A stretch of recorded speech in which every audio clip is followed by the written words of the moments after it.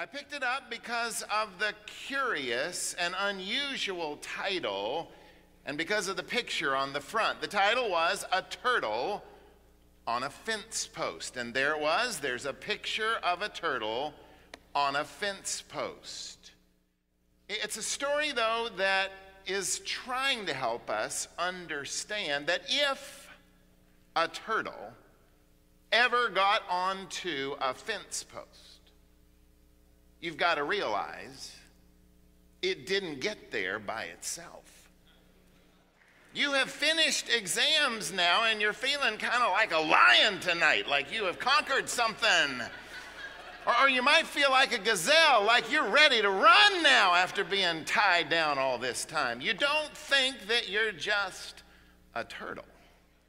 Somebody sacrificed and sent you to Massachusetts, and they stayed behind in Africa or in China while you were here, and they're not in this room, but you can see them even now in your mind's eye.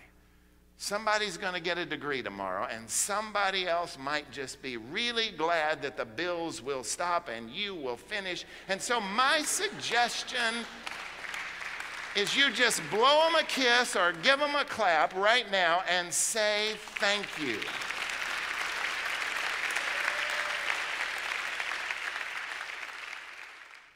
Just look around.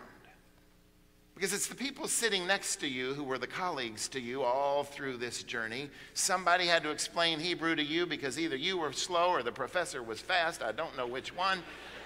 Somebody had to help you rethink what it was that you were doing, and these may be some of your greatest colleagues for the rest of your life.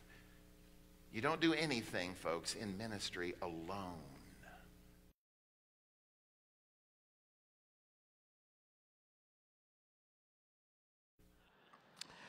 Within the midst of the writing of Proverbs, the writer drops a word that many of us read and perhaps pass over.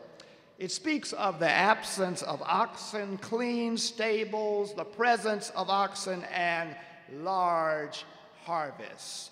The writer is seeking to convey a simple message to his proteges, which is that large harvests come only through the work of many oxen which plow the fields. But there is something that is unspoken but assumed to be understood. Having many oxen produces messy stables. And therefore, whoever would desire to have a large harvest must know that messy stables come with it.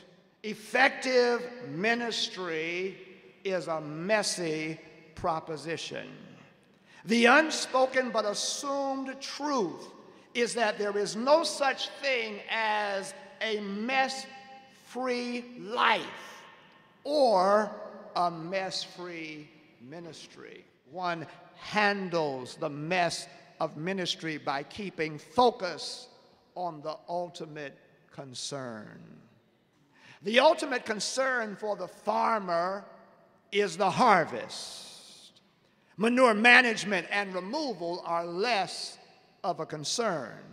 The farmer is mindful of the harvest. And there came a time when he too was reminded that the mess is a part of it, and he really did not want it. In the Garden of Gethsemane, he prays that the cup might pass from him. Nevertheless, he says, not my will, but thy will be done. And he's reminded that the mess is a part of it. Therefore, the mess of our sins he takes upon himself on the cross called Calvary. There he is wounded for our transgressions and bruised for our iniquity and chastened for our peace and bears stripes for our healing. He took on the mess of our sin, every stain, every attitude. He who knew no sin became sin for us. He who knew no mess became mess for us. He who knew no rebellion became rebellion for us. He who knew no dysfunction